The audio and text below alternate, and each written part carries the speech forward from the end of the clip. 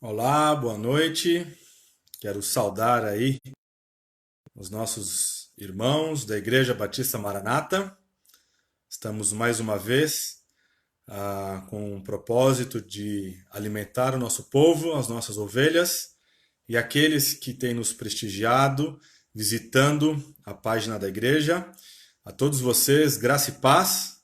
Saudações em nome do Senhor Jesus Cristo, o Salvador dos eleitos. É uma alegria mais uma vez de termos esse contato com vocês, mesmo aí à, à distância, mas juntos pelo meio da internet, fazendo bom uso da internet, né? Carlos, aquela cadeira foi chique mesmo, né? É do Guerra nas Estrelas. Boa noite, Nilson. Grande abraço para você e a sua família querida. Então vamos lá, vamos então orar, pedir para que o Senhor nos abençoe nesse momento, que o Santo Espírito dele possa ministrar o nosso coração com poder, que possamos ser edificados por meio da palavra do Senhor e, acima de tudo, aprender mais do Senhor Jesus Cristo. Isso aí é algo que o nosso coração deve arder, aprender mais do Senhor, aprender mais da sua obra, aprender mais do seu caráter. Tá bom? Vamos orar então? Senhor, nós queremos nos aproximarmos da tua presença, reconhecendo, ó Pai, que isso só é possível por causa do sacrifício de Jesus. O sangue, ó Deus, que nos une, que nos reconcilia, é o precioso sangue de Jesus. E nós louvamos o Senhor, porque foi o teu plano resgatar o perdido pecador. Louvamos o teu nome, Pai. Louvamos o teu nome por Jesus, por ser, ó Deus, aquele que nos substituiu de maneira perfeita, última e final. Louvamos porque esse sacrifício é eterno e os seus efeitos também são eternos. Suplicamos, ó Pai, que neste momento o Senhor visite aqueles que estão acamados, que de alguma forma estão sofrendo dores físicas, na iminência de alguma cirurgia, que o Senhor possa visitá-los, ó Deus, com consolo, com conforto. Nesse momento, pela mãe do Rodrigo, que o Senhor possa, ó Pai, agir de graça e misericórdia, dando sabedoria aos médicos nas decisões a serem tomadas. Pedimos também, ó Deus, para a nossa igreja, pelos nossos irmãos que de alguma forma estão privados de algum tipo de carinho, de atenção, que o Senhor possa consolar o coração deles. Obrigado, ó Pai, pela internet, por essa mídia social, que nos ajuda, ó Deus, e encurta essa distância social que fomos impostos.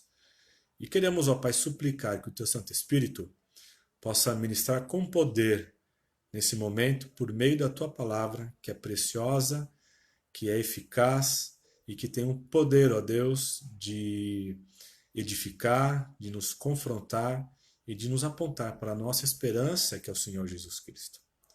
E é no nome dele que eu oro, nesse precioso nome, o nome de Jesus. Amém. Então vamos lá. Eu tenho então meditado bastante naquilo que a gente pode chamar de os milagres de Jesus. Então tem me chamado a atenção um voltar para revisitar os milagres de Jesus, a sua importância, o seu significado, os paralelos que nós encontramos nesses milagres com passagens, importantes temas teológicos do Antigo Testamento. E eu tenho ficado assim vislumbrado pela forma como Jesus lidava com situações em crise, como ele lidava. Então é fantástico para nós quando nós voltamos os nossos olhos para a forma como Jesus ele lidava com situações potencialmente críticas, não é? Então, quando ele fazia algum milagre, quando ele operava essa demonstração de poder, que muitas vezes revelava e revela o seu caráter, a sua compaixão, a sua sabedoria, a sua misericórdia, a sua graça, né? Essa compaixão com o sofrimento do ser humano. Então, é muito importante de vez após vez, de tempos em tempos, voltarmos para os evangelhos e lermos a vida de Jesus, a ler os seus milagres, para que a nossa fé, os músculos dela possam ser exercitados e nós possamos conhecer mais o Senhor e admirarmos o Senhor, o seu caráter, a forma como ele lida com situações potencialmente críticas. E a passagem de hoje é uma passagem muito conhecida. Eu me lembro que quando ainda criança, e graças a Deus eu tive o privilégio de logo cedo conhecer a igreja, né? Estou há mais de 35 anos na Igreja Batista Maranata, é um privilégio, reconheço isso, é graça de Deus, pura graça de Deus. E então, me lembro das historinhas que eram contadas. Alguns jovens não saberão o que é isso, e aqueles mais antigos certamente lembrarão com certo saudosismo. Flanelógrafo. Então, as aulas eram dadas com flanelógrafo, ou era verde ou azul, e então eram pendurados ali alguns desenhos, né, algumas figuras, elas ficavam então ali presas, e a gente então recebia essas historinhas. E certamente uma das histórias que nós mais ouvíamos era quando Jesus ele faz o milagre da multiplicação dos pães. A forma como ele alimenta uma multidão de pessoas com apenas 5 pães e 2 peixinhos. Então, o que nós iremos hoje voltar os nossos olhos e meditar é a forma como Jesus então ele lida com uma situação potencialmente crítica, que era alimentar uma multidão. E vamos ver também que isso daí tem paralelos com episódios do Antigo Testamento. Então você pode abrir a sua Bíblia para o Evangelho de Marcos, capítulo 6, do verso 30 ao verso 44. Diz assim, então, a palavra do Senhor. Os apóstolos voltaram à presença de Jesus e lhe relataram tudo o que tinham feito e ensinado. E Jesus lhes disse: venham repousar um pouco, à parte, num lugar deserto. Isto porque eles não tinham tempo nem para comer, visto serem muitos os que iam e vinham. Então, foram de barco para um lugar deserto, à parte. Muitos, porém, os viam sair e, reconhecendo-os, correram para lá a pé de todas as cidades e chegaram antes deles. Ao desembarcar, viu Jesus uma grande multidão e compadeceu-se dela, porque eram como ovelhas que não têm pastor. E começou a ensinar-lhes muitas coisas. Como já era bastante tarde, os discípulos se aproximaram de Jesus e disseram: este lugar é deserto e já é bastante tarde. Mande essas pessoas embora, para que, indo pelos campos ao redor e pelas aldeias, comprem para si o que comer. Jesus, porém, lhe disse: deem vocês mesmos de comer a eles. Mas eles disseram: iremos comprar 200 denários de pão para lhes dar de comer? E Jesus lhes disse: quantos pães vocês têm? Tratem de descobrir. Eles foram se informar e responderam: 5 pães e 2 peixes. Então Jesus lhes ordenou que todos se assentassem em grupos sobre a relva verde. E eles o fizeram, repartindo-se em grupos de 100 e de 50. Jesus, pegando os 5 pães e os 2 peixes, erguendo os olhos para o céu, os abençoou. Depois partiu os pães e os deu aos seus discípulos para que os distribuíssem. E também repartiu os 2 peixes entre todos. Todos comeram e se fartaram. Ainda recolheram 12 cestos cheios de pedaços de pão e de peixe. Os que comeram os pães eram 5.000 homens. Então veja, o autor, inspirado pelo Espírito Santo, segue o relato então do banquete de Herodes. Se você ler a passagem imediatamente anterior, Marcos está relatando que o Herodes, no caso Herodes Antipas, havia então feito uma festa, havia dado um banquete para pessoas, mas era um banquete muito diferente daquilo que Jesus estava prestes a fazer. Neste banquete, é Jesus quem preside. É realizada não em uma fortaleza ou em um palácio, mas nas colinas ondulantes da Galileia, ao ar livre, e o convite não se restringe a pessoas importantes. Se você ler o relato imediatamente anterior a esse episódio, Marcos vai dizer que estavam ali as pessoas ricas da sociedade, líderes, os oficiais, então eram pessoas da nata, eram pessoas prestigiadas. E Jesus, então, está aqui com pessoas que não tinham esse peso em sua comunidade. Diferentemente, então, do banquete de Herodes, cujo objetivo principal de Herodes era reforçar, consolidar a sua posição, o seu poder, o banquete de Jesus não é oferecido para aumentar o seu poder ou a sua influência, ou a sua posição com as multidões, mas para atender às necessidades delas, sejam essas necessidades percebidas ou não. O banquete então de Herodes, com sua fama, sua fanfarra exótica e dançarinas, não pode finalmente satisfazer a fome humana. Herodes serve apenas à morte, porque nesse banquete de Herodes que é relatado, é também registrado que a filha de Herodias, ela então dança, e essa dança chamou tanta atenção de Herodes que ele fez algo impensado. Ele falou, pede-me o que você quiser, até mesmo metade do meu reino. Óbvio que isso é uma linguagem figurada. E eu te darei. E ela consulta a mãe tinha uma antipatia por João Batista, então ela sugere, pede a cabeça de João Batista num prato. Herodes, então, não querendo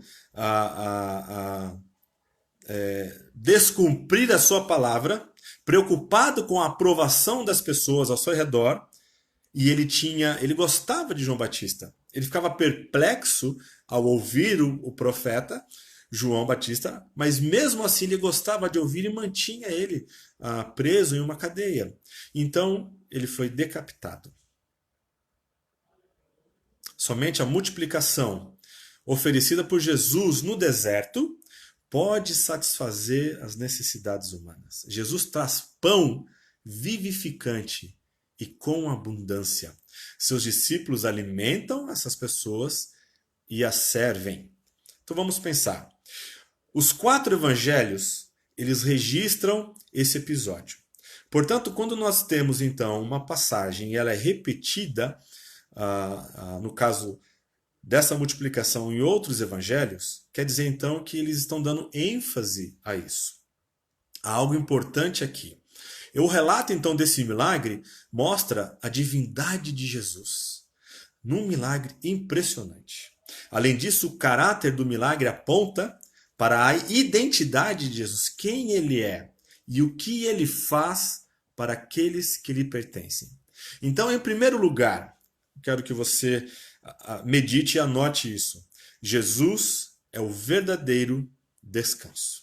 Veja, o texto diz que os apóstolos voltaram para relatar a Jesus tudo o que tinham feito e ensinado. No capítulo 6, nós vemos Jesus, então, comissionando os discípulos, falando, vocês vão, recebem autoridade para expulsar demônios, para ensinar, não levem pão, dinheiro, apenas o seu bordão. Então os discípulos, obedecendo essa ordem do Senhor, eles fazem essa obra, eles cumprem com essa missão e agora eles voltam para dar o relatório para Jesus. Jesus então convida os seus discípulos, e aqui é somente os 12, ok? Para se retirar com ele para um lugar deserto, ou seja, um lugar desabitado, solitário, imperturbável. O engajamento da missão, da obra dos discípulos, não pode usurpar ou ofuscar a comunhão com Jesus. E aqui é algo importante para aqueles que veem no ativismo uma espécie de religiosidade, alguma espécie de porque sou alguém envolvido, engajado na obra, eu não tenho tempo nem mesmo para me dedicar para Jesus. Jesus não aprova isso. O texto diz que eles não tinham nem tempo para comer, mas eles tinham que ter um tempo com o Senhor Jesus. O ativismo ele é danoso, pois a sua preocupação é chamar atenção para si. Enquanto que quando você serve, quando você ouve a voz do Senhor e você obedece à voz do Senhor, é esse chamado de servir. O serviço ao Senhor é motivado então pela graça de Deus, por um desejo crescente pela glória de Deus, não a sua glória. E Jesus quer então que esses 12 homens descansem um pouco. Isso implica que a missão ela foi extenuante, ela foi muito pesada. E esse descanso significa não apenas que agora eles devem relaxar, agora eles vão assistir o Netflix da Galileia. Não. Mas quer dizer que eles devem passar um pouco de tempo em comunhão com seu mestre. No capítulo, logo no início do livro do Evangelho de Marcos, nós vemos Jesus, depois de uma atividade intensa, ele se retirando para orar. Solitude. É importante, então, que quando estamos envolvidos no ministério, o ministério não pode ser a coisa mais importante para você, ao ponto de você não ter nem mesmo tempo para beber, para se alimentar, para ter comunhão com o Senhor. Nós vemos logo no início do Evangelho de Marcos que os discípulos, eles então procuram o Senhor e perturbam essa solitude do Senhor. Agora no capítulo 6, é a multidão que perturba a solicitude de Jesus e os discípulos. Portanto, quanto maiores forem as exigências do ministério, maior a necessidade de ficar a sós com Jesus. Logo, o verdadeiro descanso é estar a sós com Jesus. Nós precisamos, meus irmãos, minhas irmãs, de que enquanto nós estamos experimentando algum tipo de atividade intensa, nós temos que separar um tempo para o Senhor Jesus. Um tempo a sós com o Senhor. Solitude. E nesse tempo, então, nós iremos encontrar um verdadeiro descanso para a alma. Porque somente o Senhor é aquele que pode nos saciar, refrigerar a nossa alma. Em segundo lugar, eu quero chamar a sua atenção para um papel do Senhor, que Jesus é o supremo pastor, dos versos 33 ao verso 41. E olha que coisa interessante. Somente Marcos declara aquilo que despertou a compaixão de Jesus. Jesus então está atracando o seu barco. Há alguma dificuldade nessa tradução, porque alguns traduzem que Jesus já havia atracado o barco, outros entendem que a multidão chegou primeiro e depois então Jesus atracou o barco. Para nós aqui não faz diferença de quem chegou primeiro, o ponto é que quando Jesus então chega ou atraca o seu barco, ele então vê uma multidão. E quando ele vê essa multidão, algo desperta a compaixão do Senhor.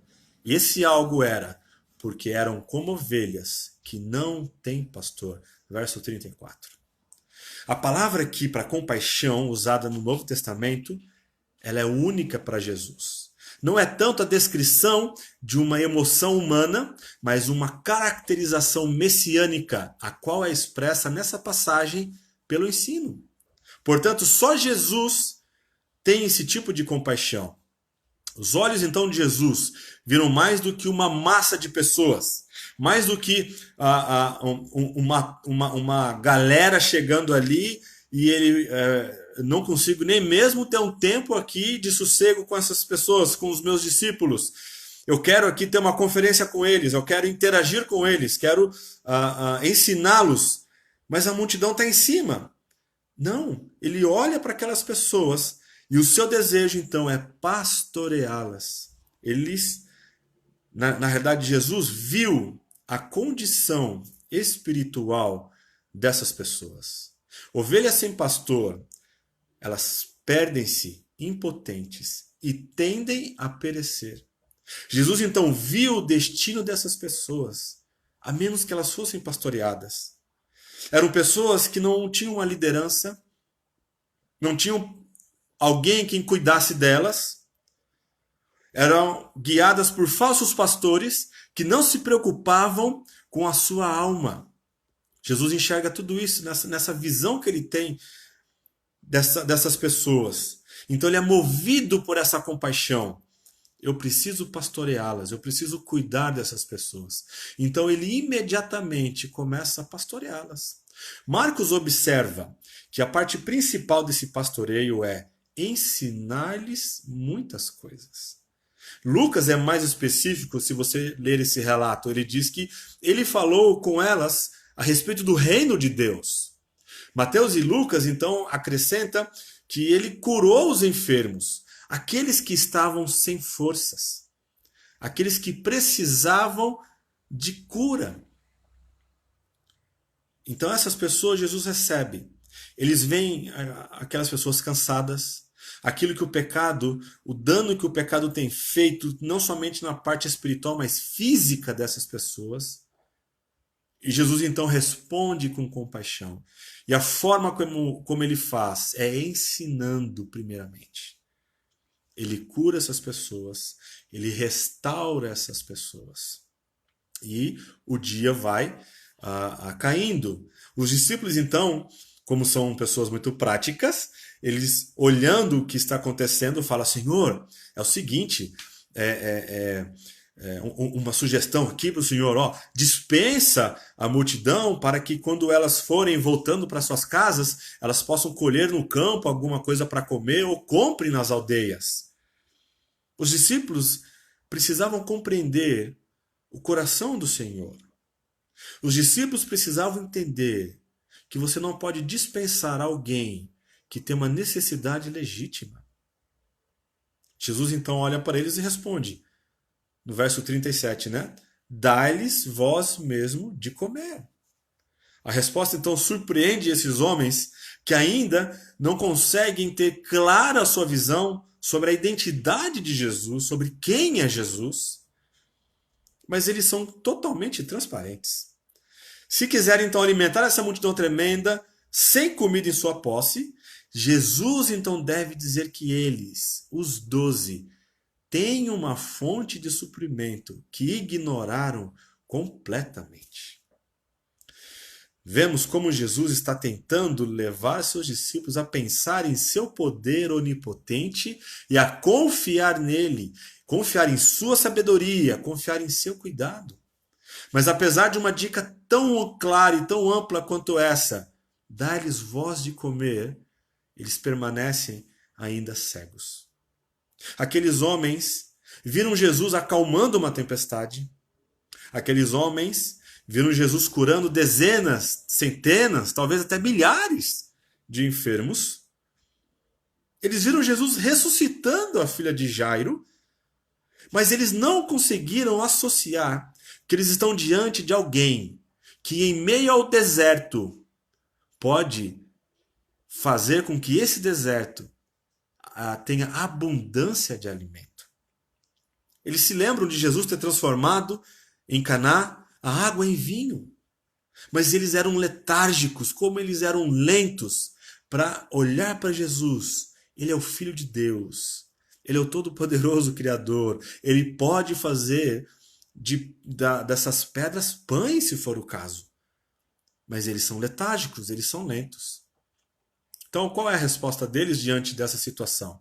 Onde iremos comprar 200 denários de pão para dar-lhes de comer? Ou seja, um denário era o equivalente a um dia de trabalho. Então, seriam 200 dias de trabalho para comprar pão para aquelas pessoas. Sendo que Jesus havia dito para eles, não levem pão, não levem dinheiro, somente o bordão quando vocês saírem para fazer a obra ministerial. Esses discípulos ainda não compreenderam quem é Jesus. Eles param nas impossibilidades e não veem que essas impossibilidades deveriam fazê-los voltar os olhos para Jesus e nas coisas que são possíveis para aquele que é o Deus do impossível. Ele é o Filho de Deus, que acalmou a tempestade, que curou os enfermos, que ressuscitou a filha de Jairo. Veja bem, meus irmãos. Jesus, então, movido por essa compaixão, ele desejoso de que esse expediente possa ser didático para os seus discípulos que estão crescendo na compreensão de quem ele é. Nesse paralelismo de Jesus mandando aquele povo se assentar, o texto diz que eles se assentam na relva verde. E aqui nós podemos traçar um paralelo. Parece que nós vemos aqui ecos, uma reverberação do Salmo 23 no relato desse milagre. Jesus, então, tem misericórdia, tem compaixão dessas pessoas, porque eram ovelhas que não têm pastor, e as suas ações, as ações de Jesus, refletem a primeira linha do Salmo 23. O Senhor, Jesus, é o meu pastor. A principal tarefa de um pastor, portanto, é levar as suas ovelhas a pastos verdejantes e a água tranquila. Jesus não é como aqueles falsos pastores que não se importa com o sofrimento humano, com o sofrimento do povo. Ele é o verdadeiro e supremo pastor que alimenta suas ovelhas para que elas não sintam falta de coisa alguma. Eles não recebem migalhas desses pães, mas uma porção completa, tão completa que sobram 12 cestos de pães e peixes. Jesus é o único que pode saciar de maneira completa a fome do ser humano. Jesus o faz deitar em pastos verdejantes. Veja o verso 39. Então Jesus lhes ordenou que todos se assentassem em grupos sobre a relva verde. Veja o eco do Salmo 23 aqui. Ele me faz repousar em pastos verdejantes. Leva-me para junto das águas de descanso. Como supremo pastor, a alma daquelas pessoas guia aquele povo no caminho certo, ensinando-os. Jesus então refrigera a alma deles, curando, restaurando a alma deles, por meio do ensino, por meio da cura física, por meio da pregação da palavra, pregação do reino de Deus e guiando eles pelas veredas da justiça, por amor do seu nome. Em terceiro lugar, nós aprendemos que Jesus ele satisfaz completamente. O pão de Jesus satisfaz porque é uma expressão da sua compaixão e é dado em tal medida que é uma cesta, a abundância, há 12 cestos que sobraram, um para cada discípulo. Veja, as repetidas referências ao deserto nos remete à peregrinação de Israel no deserto. Seguindo o êxodo do Egito, a multiplicação dos pães, então, nos relembra o dom do maná e a liderança de Jesus como pastor. E isso nos aponta, então, para a liderança de Moisés. Jesus, portanto, é capaz de fornecer ao povo no deserto aquilo que Moisés não pôde fornecer. Moisés teve que lidar com pessoas insatisfeitas, à beira da fome. Os que estão reunidos em volta de Jesus, todos estão satisfeitos. Portanto, Jesus, ele é aquele maior do que Moisés. Moisés não pôde satisfazer de maneira plena, de saciar a fome daquele povo. Tanto é que eles pedem codornizes. Eles querem comer carne.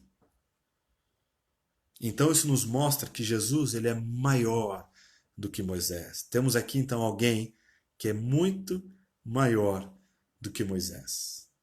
O pastor que o povo precisa é de alguém para ensiná-los.